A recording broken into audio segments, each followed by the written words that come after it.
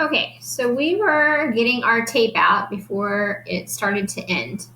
Now we're back with the tape. So you're going to get your tape and you're going to cut a strip of tape about the same length that you were cutting it out for your fingers. And now you're going to look at the cup and try to find a good print. So you take it around and look, and then once you find a print, you're going to gently lay that tape over that print. Smooth it out and lay it over, and then gently peel it up. And then place it on a note card or a piece of paper. You don't have to have note cards. So now you found your first print. Now repeat. You're going to peel another piece of tape. And you're going to look for another print. This is the hardest part, really, is to try to find the best print.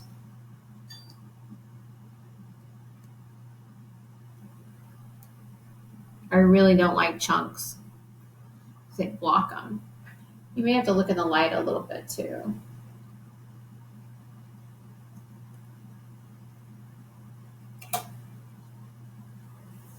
Again, take that tape, lay it all the way across, and then gently, so you don't make another print,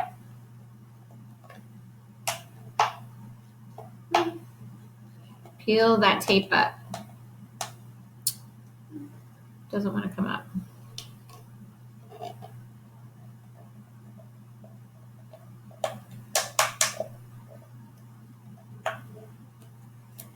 There it goes. Ooh, it's going to be a good one.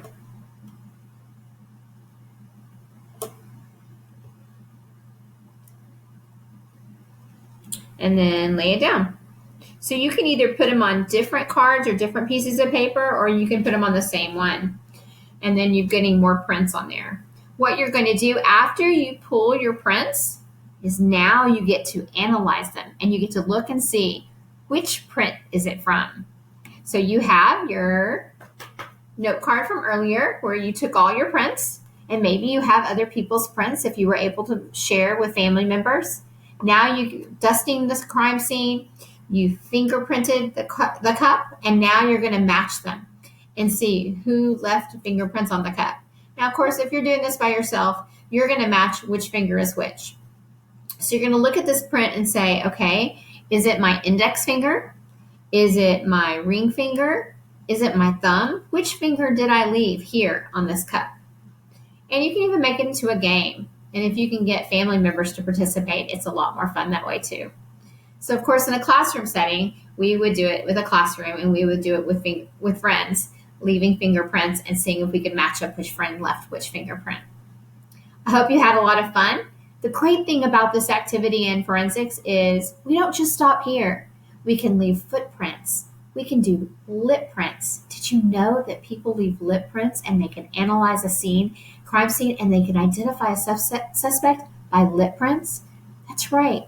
Nobody has the same lip prints, just like nobody has the same fingerprint.